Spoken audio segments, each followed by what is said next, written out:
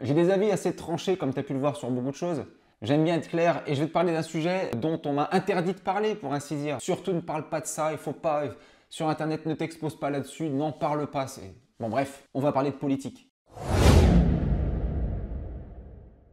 Parce que la politique, ça m'a vachement intéressé pendant pas mal de temps parce que je voulais comprendre comment fonctionnait ce monde, comment fonctionnait notre pays, pourquoi il y a plein de choses qui n'allaient pas. Ça me tenait vraiment à cœur. Mais on va pas parler politique juste pour la politique et des hommes politiques. On va parler du lien entre la politique et nous, ce qu'on veut faire, acheter des maisons, vendre des maisons, entreprendre, réussir. Et bien sûr, derrière tout ça, comment gagner de l'argent. Et je pense que si tu es sur YouTube depuis un moment, tu te rendras compte qu'il y a que très peu de gens qui osent parler de politique dans ceux qui font de l'immobilier, de l'investissement, parce que c'est un sujet qui est extrêmement clivant. Et les gens ont tellement peur que leur audience s'en aille parce que la personne qui est en face n'est pas d'accord avec leurs idées, qu'en fait ils préfèrent ne pas en parler. Sache que ça, c'est pas mon cas. J'ai pas peur, j'ai mes idées, je vais les exposer, elles peuvent plaire, elles peuvent pas plaire. Je pense que chacun est assez intelligent pour se faire son propre avis. Maintenant, tu vas me dire, c'est quoi le lien entre l'immobilier et la politique? Il faut savoir que la politique, elle gère quand même des choses comme les lois, les règles, les textes, les prélèvements, les taxes. Donc on doit se tenir au courant du côté législatif pour bien évidemment faire les bons choix. Mais attention, s'intéresser à la politique, c'est pas du tout s'intéresser aux politiciens. En gros, est-ce que tu crois que c'est les hommes politiques qui vont te rendre indépendant financièrement avec leurs 0,2 ou 0,3% de plus ou de moins sur tel ou tel truc? Franchement, il y a une règle financière immuable qui est vraiment à connaître en politique. Ça, c'est une phrase qui est magnifique. Cette phrase, elle dit: tout ce que l'État te donne, il l'a pris dans la poche de quelqu'un d'autre. L'État, en soi, ne crée aucune richesse. Les gens qui créent de la richesse, c'est toi, c'est moi, c'est nous. C'est les travailleurs, ceux qui sont vraiment sur le terrain. En gros, c'est le peuple qui crée les richesses. Par exemple, moi, en tant qu'entrepreneur, je fais partie de la catégorie de gens qui cotisent le plus. Ah, faut le savoir quand même. Clairement, on se fait matraquer. C'est des sommes incroyables et c'est avec ça qu'on fait tourner le pays. Moi, par exemple, je bénéficie d'aucune aide. Donc mon travail, en partie bien sûr,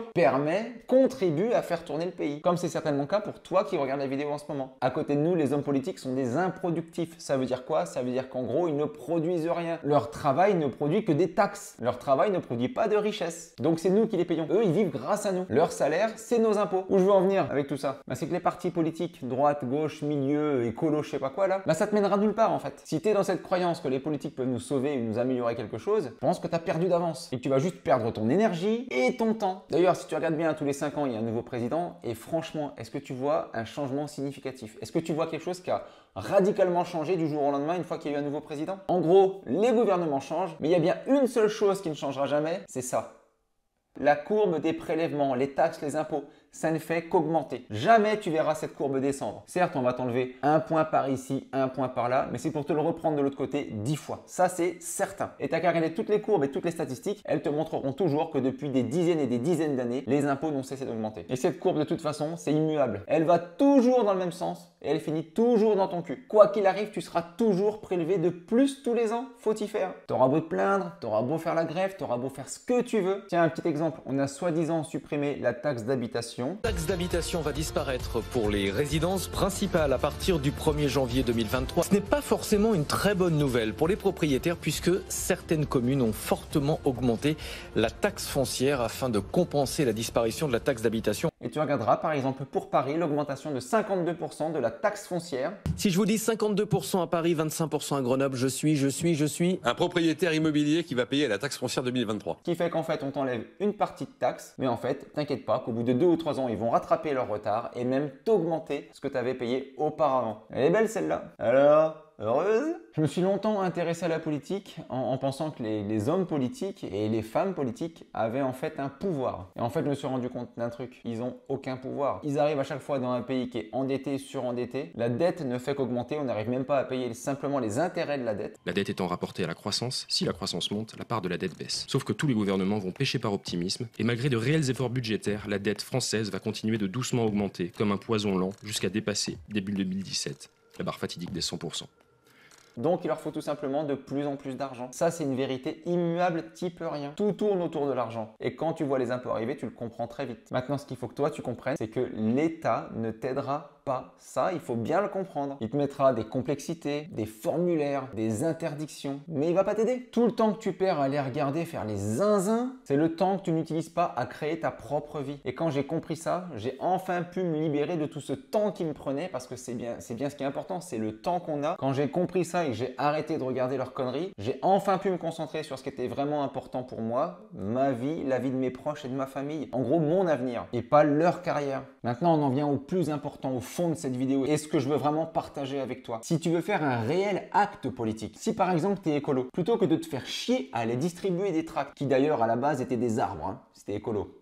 Tu vois le concept? Tu achètes une vieille maison et tu la rénoves. Tu lui mets une super isolation naturelle, des matériaux à inertie pour garder la chaleur, tu installes une géothermie, tu fais en sorte qu'elle soit passive et là tu as fait un super acte écologique. Tu n'as pas eu besoin de reconstruire une maison, donc de rebétonner, tu as utilisé de l'ancien, tu l'as remis au goût du jour et en plus tu fais en sorte que cette maison ait un faible bilan carbone. En gros, l'acte écologique ultime. Si tu es de droite et que tu as envie de capitaliser, c'est simple. Tu achètes une vieille maison, tu la rénoves et tu la revends en faisant une plus-value. Tu te fais du profit. Génial, super, ça c'est un vrai acte politique de droite. Si t'es un socialiste et que t'aimes bien le social, pas de problème. T'achètes une vieille maison, tu la rénoves, tu fais 2 logements et tu mets des personnes à faible revenu dedans. Pas de souci. Si t'es communiste ou mondialiste, c'est pareil. Tu prends une vieille maison, tu la rénoves et puis dedans tu mets des migrants. Y a pas de problème. Maintenant, si tu es à l'autre extrême sur l'échiquier politique, pas de souci. Tu achètes une vieille maison, tu la rénoves et tu choisis exactement le type de personne que tu veux mettre dans le bien que tu vas louer. Et même si tu es centriste, tu achètes une vieille maison, tu la rénoves et tu habites dedans. Tout simplement. En fait, la politique, c'est de la merde. Les actes politiques, ça veut dire quelque chose. Et on a tous les moyens à notre niveau de faire des actes politiques vraiment forts. En tout cas, moi, ce que j'aime me dire, c'est que le travail paye. Et les actions que tu fais sont juste hyper importantes. Elles définissent qui tu es et dans quel environnement tu vas vivre. À toi de voir les valeurs que tu vas voir se manifester au cours de ta vie. Moi, je suis pas écolo, par exemple, mais en termes politiques, tels que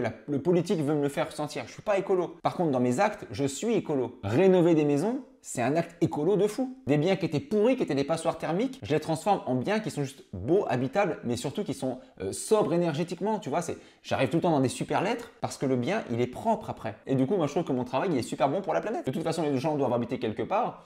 Je prends ce qui existe déjà et je l'améliore. Maintenant, je me sens aussi socialo. Je me dis, attends, quand je rénove des maisons ou des choses comme ça, il y a des gens qui peuvent habiter dans ces biens. Il y a des secteurs où c'est pas super cher. Et je me dis, les gens habitent dans quelque chose qui est neuf. Et je fais pour moi un acte social de dingue. Ils auraient jamais pu s'acheter une maison à construire. Ils peuvent s'acheter une maison qui vient d'être rénovée. En gros, tu peux trouver à ton niveau la raison pour laquelle tu dois faire de la rénovation de maison. Donc là, tu pourras dire, je prêche pour ma paroisse, hein, c'est sûr. Mais bon, je suis sûr que tu as besoin de te loger à un moment ou à un autre. Autant faire en sorte que ça corresponde à tes valeurs. De toute façon, il faut te loger. Il faut que tous les gens se logent. Que ce soit pour te faire du pognon ou juste pour faire plaisir aux gens, j'ai envie de dire, quoi de mieux que de rénover ta maison? Tu vois là, moi je peux te parler de politique réelle, tout en sachant que les politiciens, c'est de la daube. C'est du ouin-ouin comme j'aime dire. Regardez leurs émissions, c'est marrant quand ils se clashent les uns les autres. Mais en vrai, je vais te poser une question. Tu la vois vraiment la différence d'un président à l'autre, d'un gouvernement à l'autre, d'un premier ministre à l'autre? En fait non. Tout ce qui doit advenir advient. Et il n'y en a aucun où tu sens qu'il y a vraiment un changement de dingue, quoi. Donc en fait, tu sais, mon slogan, investis en toi, il est vraiment lié à tout ça. Personne ne fera le boulot pour toi. Personne n'aura la solution à ta place. C'est à toi d'aller trouver les solutions. C'est à toi de te relever les manches. C'est à toi de faire chauffer le ciboulot. Si tu veux réussir dans ce monde, bien sûr. Si tu attends des aides, franchement, t'es foutu. T'as plus de pouvoir de réflexion, t'es à la merci de quiconque. T'es un gars en prison, soumis au système, à qui on amène à bouffer, à qui on donne un toit. T'es juste un tolard, t'as aucune liberté si tu penses comme ça. Et tout ce que je souhaite, si c'est pas déjà fait, c'est que tu te dises, je peux prendre en main ma vie. Tu peux toi aussi réussir ta vie, et j'entends par là juste faire des actions qui te semblent bonnes pour toi, agir. La prochaine fois que tu regarderas un débat politique, surtout au niveau des présidentielles, essaie de noter tout ce qu'ils te promettent à ce moment-là, tout ce qu'ils te disent qu'ils feront pour que tu mettes leur bulletin dans l'urne. Et puis regarde 2 ou 3 ans, 4 ans après, ce qu'ils ont fait réellement. Et s'ils ont tenu les promesses qu'ils ont dit qu'ils tenaient? Rien. Ils auront rien tenu. La seule chose que tu peux te dire, c'est que tu vas travailler plus longtemps. Et là, pour le coup, on peut pas dire que c'est pas d'actualité. Ça me fait sourire comme ça, hein. Et je suis désolé pour ceux qui subissent le système. Mais arrêtez de croire qu'il va vous sauver. C'est foutu. On le voit jour après jour.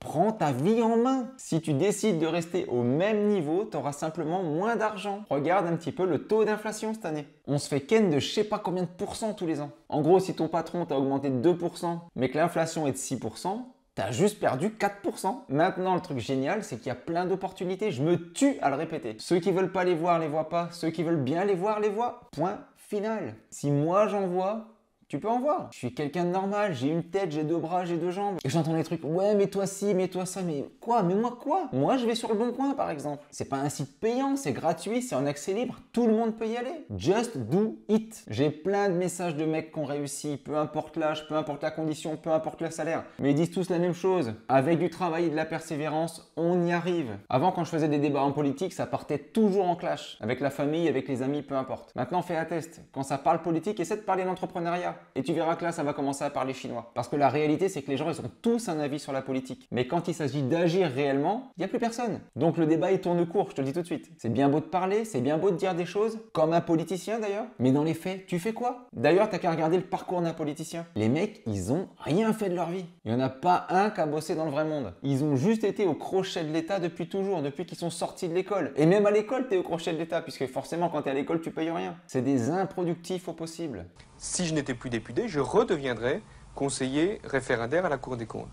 Qu'est-ce que ça veut dire? Ça veut dire que si je ne faisais absolument rien à la Cour des comptes, je continuerais à gagner 15 000 francs par mois, 25 000 si je faisais des rapports, mais sans forcément en faire énormément. Je pourrais doser mon travail, rester chez moi quand je suis fatigué, aller à la Cour des comptes dans mon bureau pour passer des coups de téléphone. Bref, je serais totalement libre, je serais un vrai privilégié comme je l'étais avant d'être élu député. Donc tous ces gens qui veulent nous dire quoi faire n'ont eux jamais rien fait. Ils n'ont jamais tenu une entreprise, ils n'ont jamais pris de risques, ils n'ont jamais prouvé ce qu'ils savaient faire. Je veux dire, le mec qui veut gérer l'État français, il a même pas créé une boîte. Il a même pas montré de quoi il était capable. Avec 5, 10, 15 ou 20 employés. Et il veut gérer des dizaines de millions de personnes. Le plus important, ce qu'il y a à retenir, c'est que tu agisses pour toi. Et bien évidemment pour ça, le plus important, c'est que tu investisses en toi.